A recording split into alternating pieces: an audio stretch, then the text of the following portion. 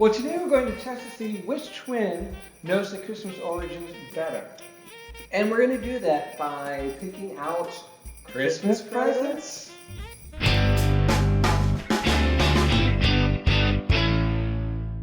Ho ho ho, and welcome to another episode of CtrlC.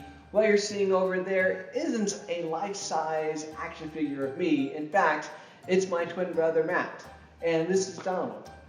Hey, so there's been a lot of confusion about the origins of Christmas. And we're here to set the record straight. And in typical fashion, we're going to do this by playing a game in which we will be answering trivia questions about the origins of Christmas and its supposed pagan influences.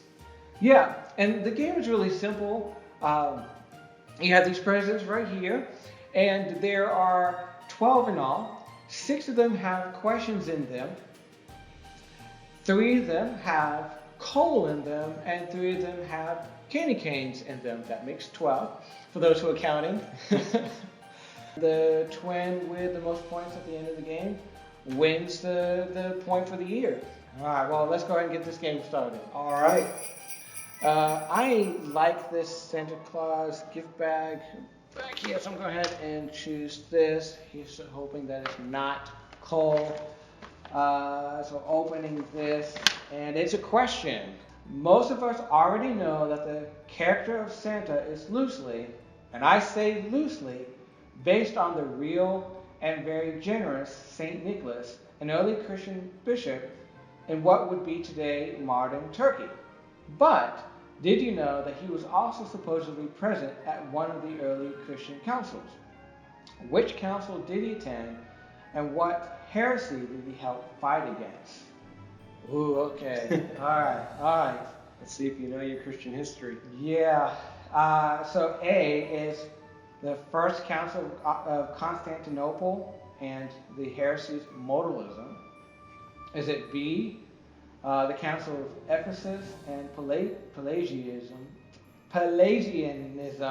All right. Then there's C, the First Council of Nicaea, and the heresy being Arianism, which is that Jesus was a created being.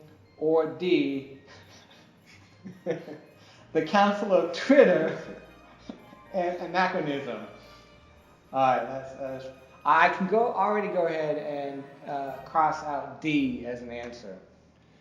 So hopefully I got my council right. I'm going with B, the Council of Ephesus, and the heresy being Pelagianism. Am I correct?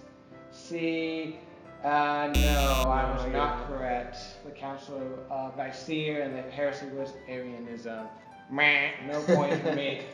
What a surprise.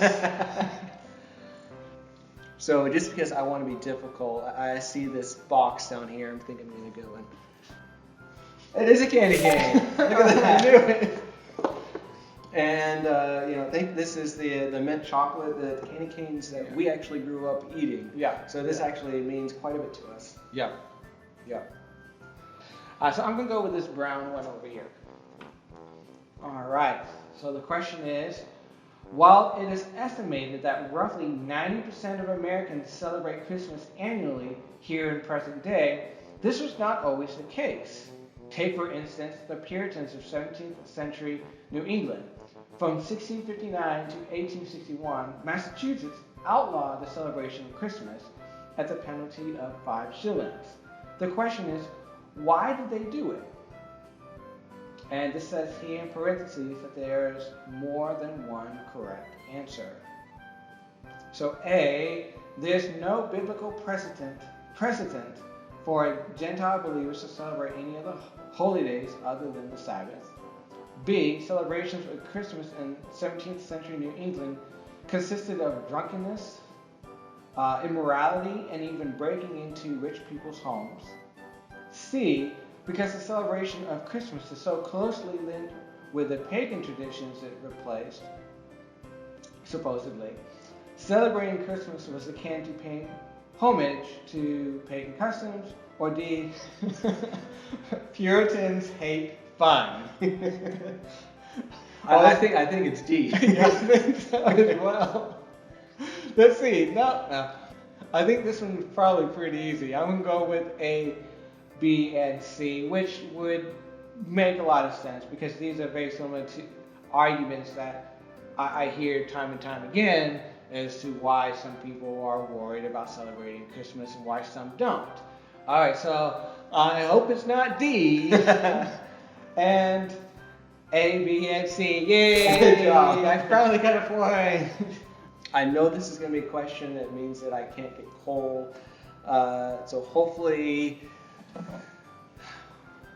I can answer this question. What book of the Bible condones and even exemplifies setting up uncommanded religious holidays and lays out the pattern of holidays to be days to give gifts and having feasts? A is Genesis, B is Leviticus, C is Esther, and D, none, you unbiblical pagan. Looks like a Puritan wrote. I'm going to take a kind of a bold guess here. Okay. And partly because Mordecai is one of my favorite characters in the Bible. Nice. Nice. So I'm going to go with C, Esther. Let's see. Let's see.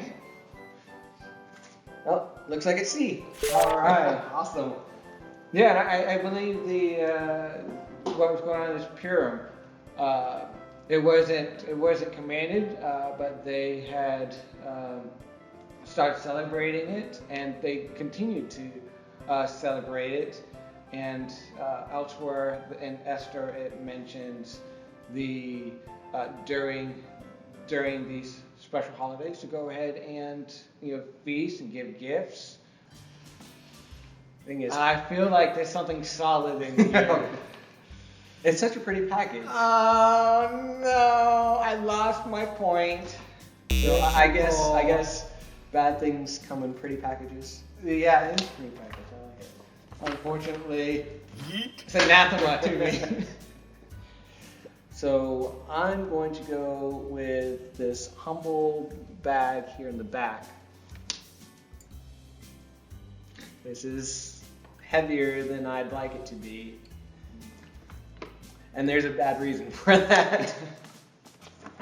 Cool! So Yeah, I I have a chance. I It's now not have a remembering. single point, but now I can start a fire. Oh, that's good. I'm gonna go with this. I don't blame you. Question. Oh no, I heard something move. For good reason. Oh, I like this one. So there really was joy All in that right. bag. Yes, there is joy. Joy to the world. I got a candy cane finally. So now we are even. And 1-1. 1-1, yep. This guy over here.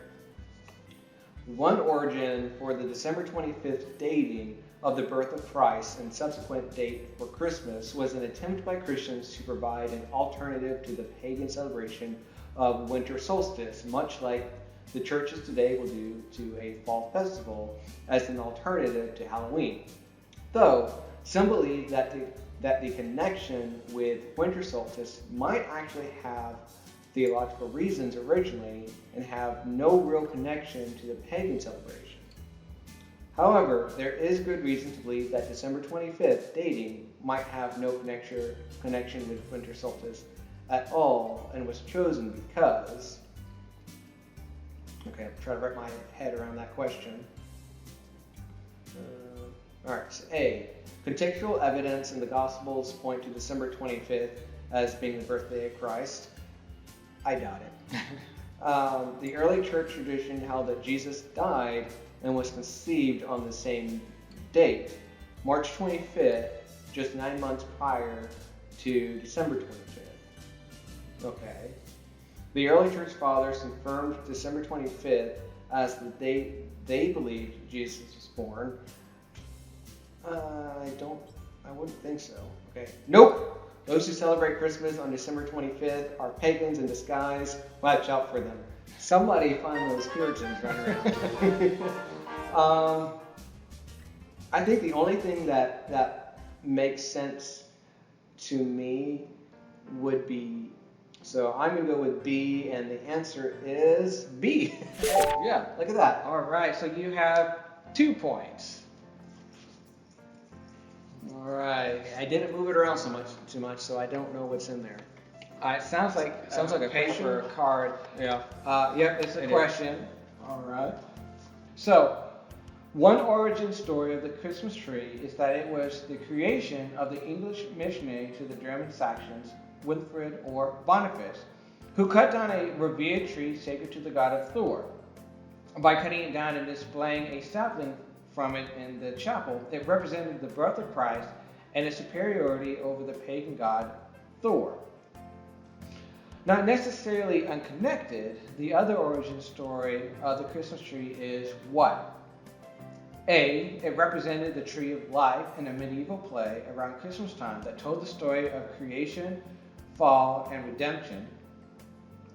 It is an evolution of a tradition that involved hanging the cross in homes during Christmas time. That was B. C. It is a modern invention along with other modern Christmas traditions such as Frosty the Snowman. Or D, notorious D, it is the product of a pagan superintelligence infiltrating the church like Hydra infiltrated S.H.I.E.L.D. Definitely D. Definitely Yeah, D. yeah, oh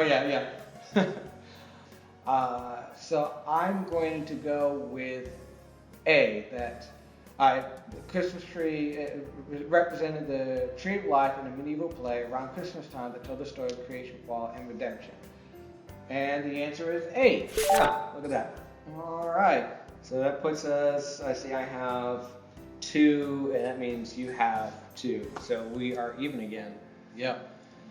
I'm going to pick this one up closest to me. This is heavy. One of the things that Christmas helps us understand is that we worship a real historical individual, that is being Jesus. Christmas is a celebration of the incarnation, and it can be dated. Based on contextual evidence and historical records, what is the most likely year Jesus was born? So A, between 2 and 3 AD. Okay. B, you're not answering this question, are you? B, between 2 and 3 BC. C, between 4 and 5 BC. And then D, 81. Duh. Although the original person who created the distinction between BC and AD did so with the intention of Jesus' birth being placed at year 1. After him, others have continued to do some research and realized that the things that he was basing his dating on was off by a few years, and so that ultimately puts Jesus' birth at a slightly different date than year 1. Mm-hmm. Now the question is, do I remember which one it is? I want to say it's going to be BC, or between 2 and 3 BC, which puts Jesus' death at around 30 AD. So let's Is that see. your final answer? It is. It is. And it's B, BC 2-3. So that puts me correct. All right, so this is my reasoning here, and unfortunately, I had the benefit of going first. So I have the benefit of choosing which of these 2 presents I want. And this whole time, you and I have been afraid of this gift. And what's left, all six questions have been asked. This is true. And so there's no more So questions. what you're about to tell me is that you're going to stick me, you're too afraid to get the red gift yourself. Yes. As far as I'm concerned, there's no other questions. There's no way you're going to fit a candy cane in there unless you crunch it all up. And now, granted, they might have done it to us to messes throws up. off, yeah. Yeah. But I am pretty sure that there's probably a coal in that one. I am too, and I'm not looking forward to it. So I'm not going to be ultra confident and start celebrating too early like I did the last game. I celebrated way too early and I ate my words. But Donald, could you grab that little red gift there? That way I'm not touching it. Then we'll just have to hold off on you opening it. Okay. So, unless I've just been totally tricked, which is possible, there should be a candy cane in here. And there's a candy cane in here, which means there's coal in for me. there. Which means I finally won one of our games. So, I just want to end it with this. I hope you had a fantastic Christmas day. Don't be afraid to celebrate Christmas with your family. This is an opportunity for us to celebrate the incarnation of Jesus Christ and ultimately to celebrate what that birth leads to for us as Christians. That it didn't just stop at birth, but Jesus lived the life that we couldn't live, died the death that we deserve, so that we would have the opportunity to have eternal life. Yeah, and hopefully what you've been able to determine is that Christmas isn't a pagan holiday at all. The supposed connections with paganism is just not accurate, and we also have to differentiate synchronism versus sort of like a replacement idea or even rebuke. And then distinguish the difference between unbiblical versus being extra biblical. So with that said, make sure you click that notification button and that bell icon. That way you're notified whenever we release a video. Again, we do release a video about this time every month, but you don't want to miss our mid-month videos that we do it occasionally. Give yourself the gift of a new video each month by pressing that bell icon. I like that. I really like that. Well, if we haven't said it enough already, Merry Christmas. Merry Christmas.